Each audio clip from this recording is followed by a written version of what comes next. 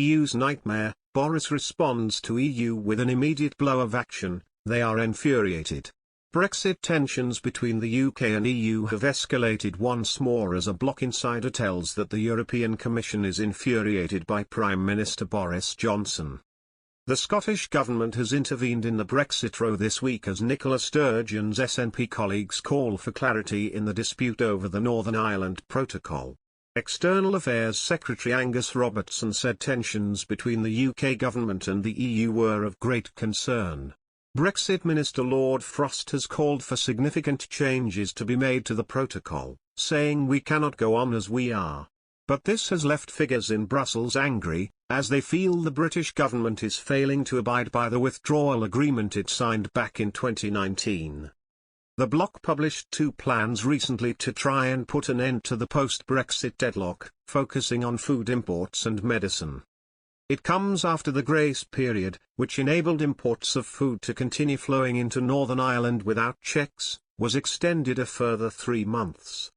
Irish MEP Billy Kelleher told that the Commission is infuriated by the UK government's stance on the protocol. He said, "The European Commission is at the end of its tether when it comes to trying to address these particular issues. It would like it much more if the protocol was put through the technical committees that were agreed to resolve any outstanding issues, but when it is consistently elevated to high-octane political levels, that is really infuriating the European Commission."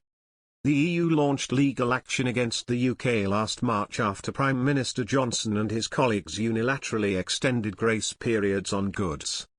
However, last month the infringement proceedings were paused in order to provide the necessary space to reflect on these issues and find durable solutions. Nevertheless, Mr. Kelleher accused Lord Frost of acting in bad faith as he looks to modify the agreement. The MEP added, "It's hard to understand Lord Frost because his signature is at the bottom of that agreement, he signed that agreement.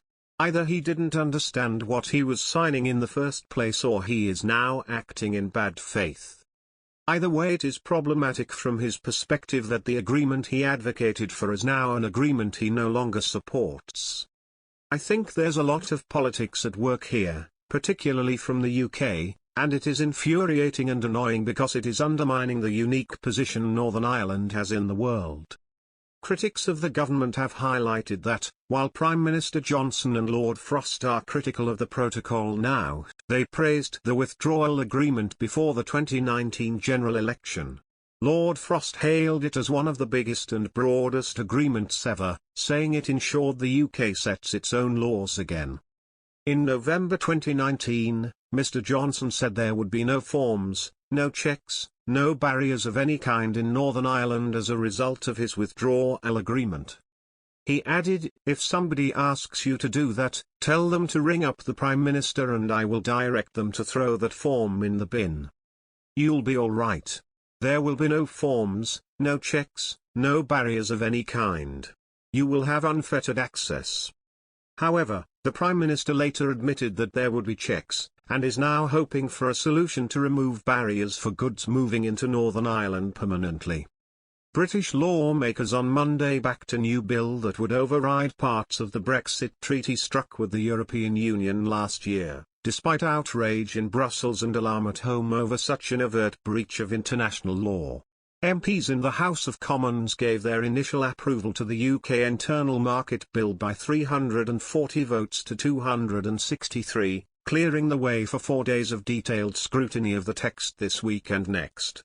Prime Minister Boris Johnson earlier argued the legislation was a safety net against what he claimed were EU threats to impose tariffs on UK internal trade and even stop food going from mainland Britain to Northern Ireland.